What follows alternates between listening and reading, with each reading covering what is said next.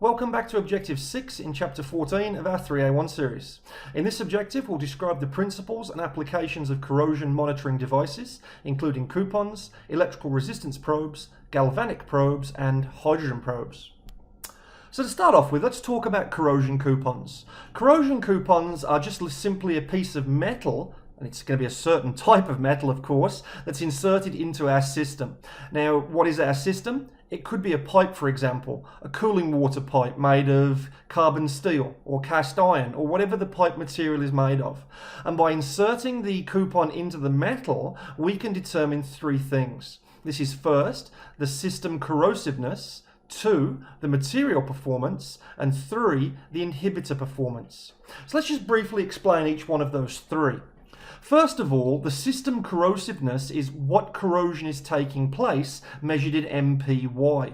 And this will be mils per year, where a mil is 1/1000th of an inch. So we can determine how corrosive the system is. Secondly, we'll be able to determine how well our system material is performing. So in other words, if it's carbon steel, how well is this carbon steel doing based on the fluid that's flowing through the pipe? Should a better material have been selected, etc.? And then finally, we'll also very probably injecting corrosion inhibitors, most probably an anodic inhibitor, something like molybdate or orthophosphate or nitrite, something like those are the classic anodic inhibitors. And we'll be able to tell, based upon our readings, how well that chemical inhibitor is performing and whether we need to increase or decrease the injection rates. Now, you can see here some examples of some coupons on the screen, and you can see what they look like new on the right-hand side and what they look like once corroded on the left-hand side. So you can see here there's quite a difference in some of them as they're shown.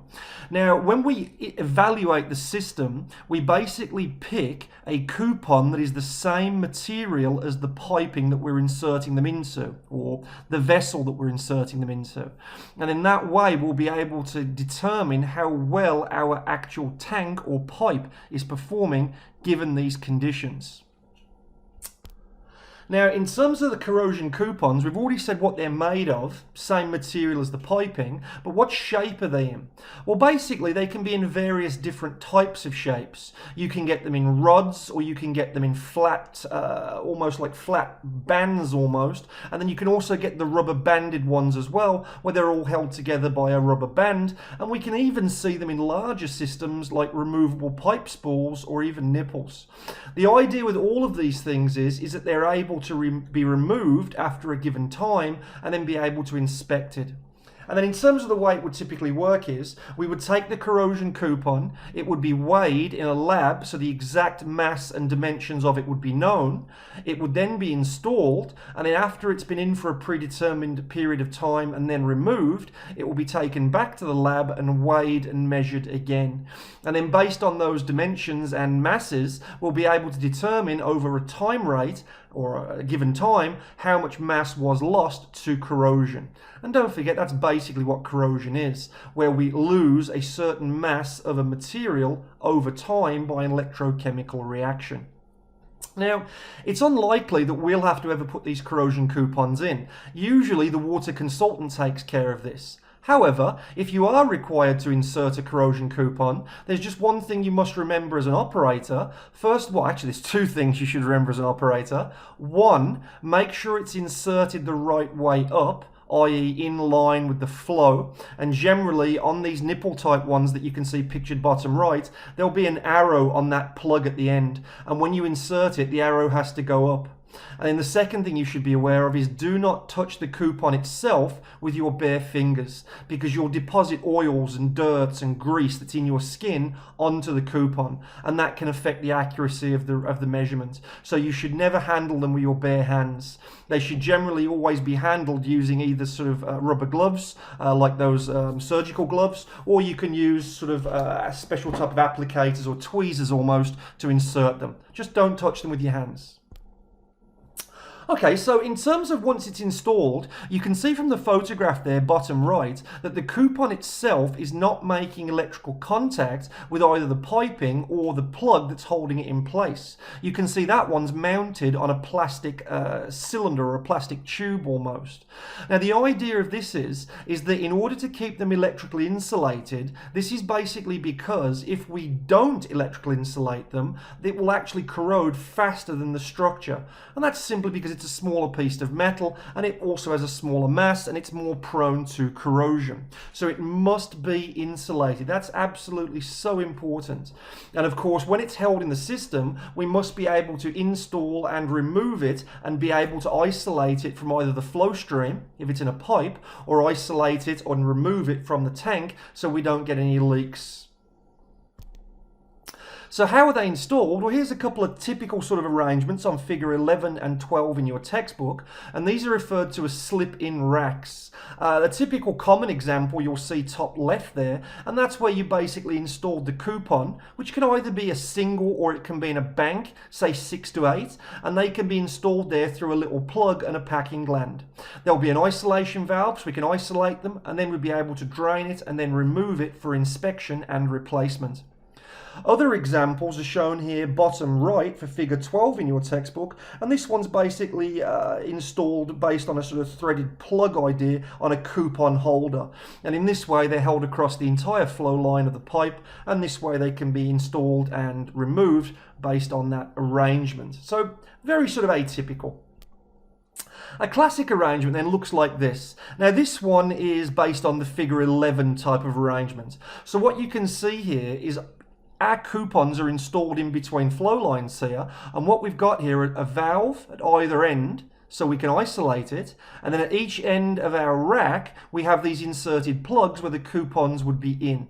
So again, before we can remove or install a coupon, we would have to isolate this pipeline front and rear, and then also drain it as well. And then once it's drained and isolated, we would then be able to remove it. How often do you replace these? Well, that typically depends upon the water consultant and what they're testing for. But it's not untypical to do it, say, every month or every 3 months. It just depends upon a great deal of variables. The water consultant or the corrosion consultant, they will tell you when these need to be replaced and when they need to be checked. Okay, the next type of arrangement regarding corrosion is that of an electrical resistance probe. These work off basically Ohm's law and a formula that you'll go over in 3A2 called the resistivity formula. And this formula is simply that resistance is equal to rho L over A. You can see the formula at the bottom of the diagram there, pictured bottom right.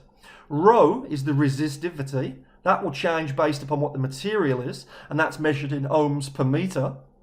The L is the length in meters, and the A is the area in meters squared. And this will be a cross-sectional area. So the basic idea of this then is that when this probe is inserted into it, once it starts to corrode, it's a very small probe, so the cross-sectional area of the probe will start to be eaten away by the corrosion, and therefore it will reduce. As the cross-sectional area reduces, the resistance, i.e. electrical resistance, that will increase, which will in turn decrease the flow of electrical current. And that decrease or increase in electrical current, whatever the case may be, this will be an indication with regards to proportionality of how much corrosion is taking place. Now, of course, resistance in this effect will also be dependent upon the temperature, because as the temperature increases, so does the resistance. So these things are calibrated, of course, for specific temperatures for specific applications. They can also be used for gas streams as they don't require an electrolyte to work, but one of their disadvantages is they're no good for oxygen pitting or determining the rate of oxygen pitting. So provision must be built in so these things can be removed and inspected for oxygen pitting. We can also see these things being installed in stacks, and they can therefore measure conductivity or electrical corrosion, or I should say just corrosion, within the stack itself. Now, another disadvantage of this is also that you can get deposits upon the probe, and that can also interfere with the measurement also. And typical sorts of deposits that are mentioned here are iron sulfides.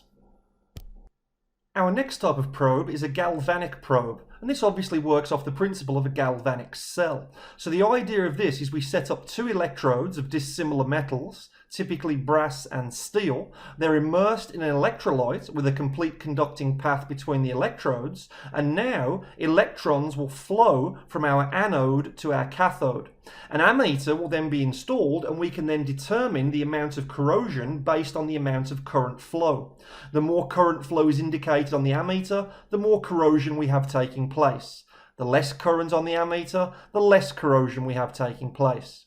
Now, it's important to realise here that this is not a direct measure of corrosion. It's a direct measure of the current, which only gives an indication indirectly of whether or not corrosion's taking place, and if it's taking place more quickly or more slowly based on that value. So galvanic probes can be really good ways to do this.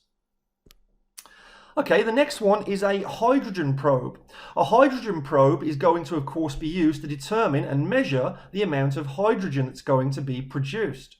Now, hydrogen is produced when we get corrosion, and we've talked about types of hydrogen production and hydrogen types of corrosion with regards to embrittlement, blistering, and cracking.